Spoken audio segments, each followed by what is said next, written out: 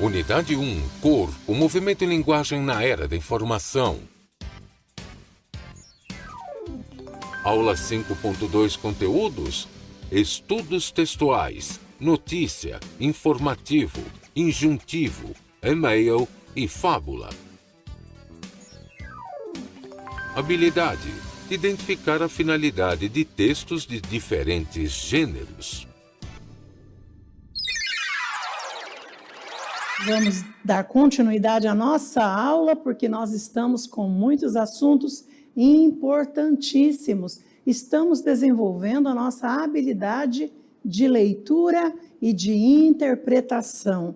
Vocês viram com o professor Francisco como é importante nós sabermos o valor, a entonação de voz, o tempo de cada tipo de pontuação? Vocês perceberam como é importante, quando nós fazemos uma pergunta, termos a entonação de voz adequada para que possamos interpretar da forma correta aquilo que foi escrito? Viram a importância do conhecimento? Muitas vezes nós paramos, pensamos que estamos lendo corretamente. Nós falamos na entonação correta, mas nós não lemos na entonação correta. E a gente tem batido sobre isso, tem falado sobre isso repetidas vezes, porque se você consegue ler e interpretar direitinho aquilo que você está lendo, com certeza você vai adquirir conhecimento. E quem está ouvindo a sua leitura vai entender o que você está lendo. Mas se ao ler um ponto final, uma interrogação, uma exclamação, uma reticência, uma vírgula, se você lê de forma equivocada, ou a entonação de voz errada, ou o tempo de cada uma dessas pontuações, você acaba atropelando todo o texto. E quem está ouvindo a sua leitura não vai entender nada, muito menos você. Se você tiver que explicar o que você leu, você não vai conseguir, porque você não leu da forma adequada. Então, estudar é ler, porque a leitura é a porta de entrada para todo e qualquer conhecimento. Não existe outra forma de se aprender a não ser através da leitura, seja ela escrita, seja ela não verbal, seja ela num ritmo de música, seja ela numa dança, seja ela numa arte plástica. Tudo que nós vemos, nós vamos ter que ler e interpretar. Então, é a porta de entrada. E para cada uma das nossas interações sociais, por exemplo, eu falando com a minha mãe é uma interação social. Eu conversando com meus amigos descontraidamente é uma interação social. Então, cada momento que nós usamos as palavras para nos comunicar é uma interação social. E cada uma dessas interações sociais, cada uma delas tem uma linguagem e um texto adequado para que haja a comunicação, para que o objetivo da comunicação seja atingida. Então, a finalidade de um texto, ela já foi pensada antes. Então, quando eu penso em falar com um médico, com minha mãe, com meu colega, com a minha professora, com o meu namorado, com a minha namorada, com o meu marido, com a esposa, com meus filhos, com o meu bebê, eu não tenho que usar uma linguagem diferente? Ou eu posso falar com o meu bebê da mesma forma como eu falo com o médico? Ou vice-versa? Estranho, não é? Então, cada interação social tem o texto adequado. Todos os textos que vocês lerem na vida de vocês, eles foram preparados com um objetivo. Quando foi preparado para um determinado receptor, leitor, e também com um objetivo. Então, quando eu vou fazer um texto, eu tenho um objetivo. Então, o que nós vamos conversar hoje? O que nós vamos estudar hoje? Sobre isso, a finalidade dos textos. Vamos, então, começar com o primeiro texto. A Raposa e o Leão. Uma raposa muito jovem, que nunca tinha visto um leão, estava andando pela floresta e deu de cara com um leão. Ela não precisou olhar muito para sair correndo desesperadamente na direção de um esconderijo que encontrou. Quando viu o leão pela segunda vez, a raposa ficou atrás de uma árvore, a fim de poder olhar antes de fugir. Mas na terceira vez, a raposa foi direto até o leão e começou a dar tapinhas nas costas dele, dizendo: "Oi, gatão, tudo bom?" Moral da história: da familiaridade nasce o abuso. Muito bem. Que tipo de texto é esse? Onde o animal assume atitudes humanas. Já falamos sobre isso? Já estudamos sobre isso? Claro, são as fábulas. Mas com que propósito escreviam-se fábulas? Desde quando existem fábulas? As fábulas existem há muitos e muitos séculos. No período antigo, quem escrevia fábulas era Esopo. Era um escravo livre que usava as fábulas para ensinar as crianças. Então, naquela época não existia escolas, não existiam os papéis para escrevermos. Então, tudo era trazido para as crianças, esse conhecimento, de forma oral. As pessoas sentavam-se, ouviam-se as histórias, e essas histórias traziam o quê? Lá no final da fábula tem uma lição de moral. Então, qual é o objetivo da fábula? Trazer para nós conhecimento, formas de se viver melhor, especialmente em sociedade, especialmente conviver com as pessoas que nos cercam. Então, como vimos nessa fábula, na primeira vez, ela ficou meio estranha, ficou com medo. Na segunda, ela ficou mais à vontade. Na terceira, ela chegou a ter um tapinha nas costas. E aí, gatão, tudo bem? Vem ensinar para nós o quê? À medida que nós pegamos liberdade, pegamos o tempo de amizade com nossos amigos, nós vamos ficando à vontade para falarmos tudo que pensamos. Vamos criando intimidade, não é? Então, esse texto, a fábula, ajuda-nos a entender como conviver, como ser honestos e outras lições de moral que as fábulas nos trazem. Nós temos visto muitas fábulas e vamos continuar vendo com outros propósitos. Vamos ver mais um texto? Temos mais um texto. Já vimos esses textos anteriormente? Acredito que sim, mas agora tem um outro propósito, né? Mente quieta, corpo saudável. A meditação ajuda a controlar a ansiedade e a avaliar a dor? Será? Ao que tudo indica, sim. Nessas duas áreas, os cientistas encontraram as maiores evidências da ação terapêutica da meditação, medida em dezenas de pesquisas. Complicações, vamos ver de pertinho, complicações gástricas. Nos últimos 24 anos, só a Clínica de Redução de Estresse da Universidade de Massachusetts monitorou 14 mil portadores de câncer, AIDS, dor crônica e complicações gástricas. Os técnicos descobriram que, submetidos a sessões de meditação que alteraram o foco da sua atenção, os pacientes reduziram o nível de ansiedade e diminuíram ou abandonaram o uso de analgésicos. Esse texto saiu na revista Super Interessante em outubro de 2003. Esse é um texto científico, não é? Vocês percebem que tem pesquisa, tem análise. Então, esse texto, ele traz para nós muitas ricas informações. Qual é o objetivo? Qual é a finalidade desse texto? Vamos ver? Esse texto, ele critica a ciência ou a meditação? Ele vem nos conscientizar? Ele vem denunciar algum problema? Ou ele apenas informa? Mesmo sendo de cunho científico, perceberam a linguagem objetiva dele? Perceberam que ele traz linguagem objetiva? Ele apenas está informando. Nós estudamos na aula anterior sobre os elementos da notícia e também a finalidade da notícia, que é apenas informar, e também só tem linguagem objetiva. A mesma coisa é essa reportagem. Por ela ser científica, trazer informações, ela é de cunho científico e também com aquela linguagem objetiva. Perceberam? Então, o objetivo é nos informar. Temos vários outros tipos de textos que trazem informações também.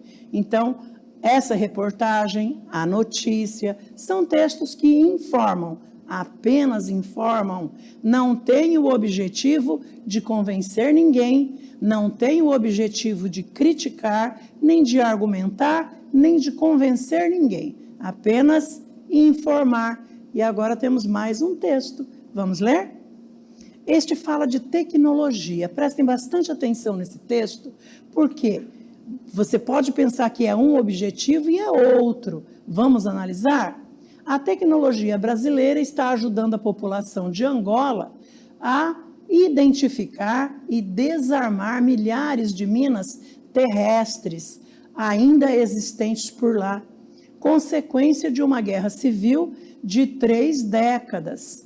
Uma empresa de São José dos Campos, isso é em São Paulo, especializada em informações geográficas, vem dando treinamento aos angolanos para a identificação de minas por meio de imagens de satélite. Atualmente, são registradas 400 vítimas das minas por ano em Angola. Onde é Angola? Angola é um país do continente africano e lá houve uma guerra civil. A guerra civil é muito grave, nós temos tido notícias de guerras civis em vários países, inclusive na Venezuela há um grande conflito. E também essa guerra civil em Angola durou 3 décadas. Já imaginaram uma guerra civil durante 3 décadas?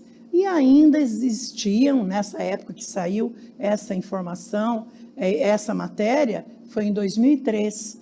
Nessa época, ainda existia restos, vestígios de bombas por todos os espaços que as pessoas caminhavam e habitavam.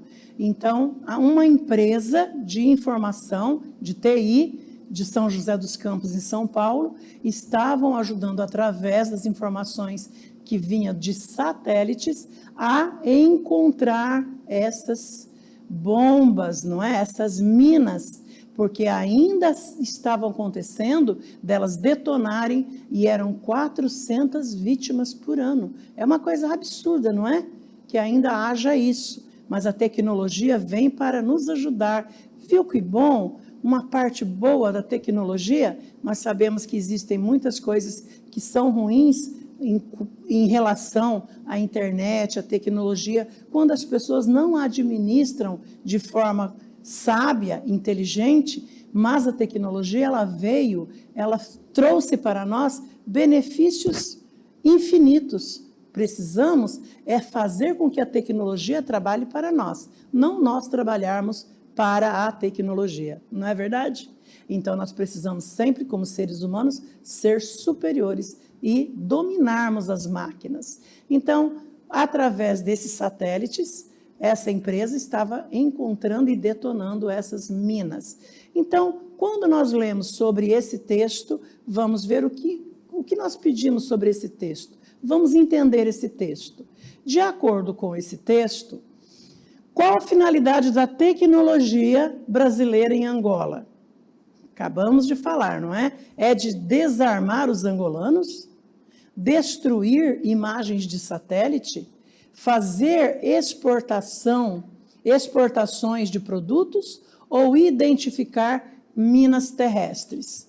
Então, o objetivo dessa tecnologia era para identificar as minas e destruí-las, para que não fizessem mais vítimas.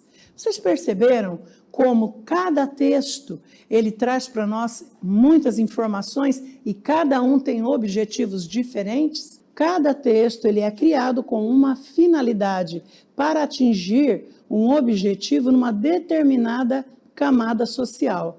Então, nós sabemos que um texto, ele tem uma intenção, ele tem o público-alvo, a pessoa com quem eu quero falar, tem um objetivo, e para eu atingir o meu objetivo, falando com aquela pessoa ou me comunicando com aquela pessoa, eu vou precisar usar a linguagem e o tipo de texto correto, não é verdade? Então, nós percebemos, não só na aula anterior, no bloco anterior, mas nas aulas anteriores nós temos visto muitos gêneros textuais, e esses gêneros textuais, eles atendem a diferentes objetivos, diferentes propósitos, diferentes interações sociais. Qual é o objetivo desse tipo de texto?